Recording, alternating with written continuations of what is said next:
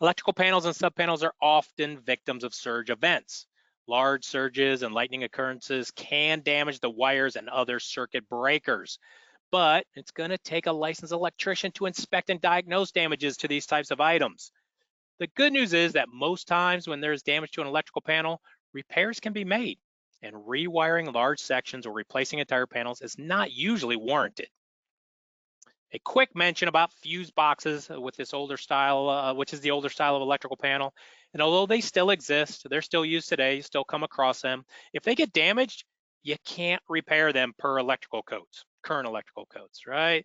Fuse box will need to be upgraded to a breaker panel using circuit breakers. But pay attention, those older fuse boxes might only be 60 amp services. So if you're forced to upgrade, you might not have to automatically jump to a 200 amp breaker panel. So check the codes where you are to see what's actually needed. Now we're on to wiring. Be sure to get some help from a trusted partner if all the wires need to be, if they're claiming all the wires need to be evaluated for damage. This is not something a claim rep can or should attempt to do, and not all damages are going to be visible. The current standard for residential wiring is known as non-metallic, or NM for short. Some people and most electricians will refer to this type simply as Romex.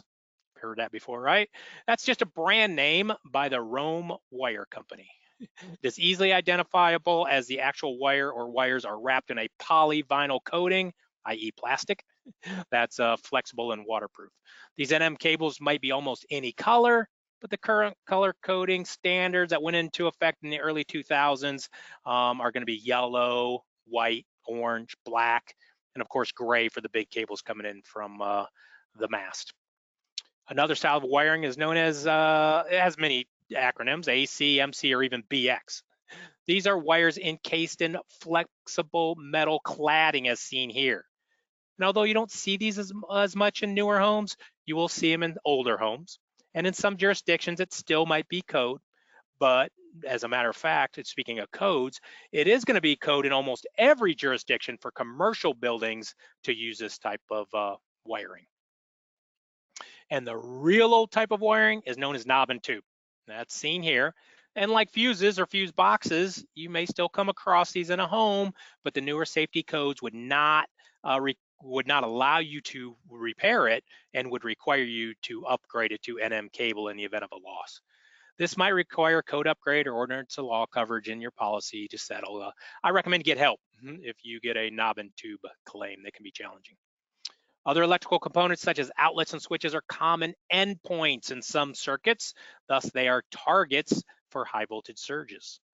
Standard mechanical switches, there could be dimmers, basic outlets, even GFI, which is ground fault interrupter outlets, all easily damaged.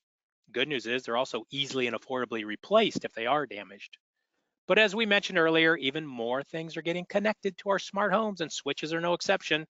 These newer smart devices come in many types, brands, styles, and range, and of course functionality. So a thorough review of this device should be made if replacing it to make sure you are on the like kind of quality path.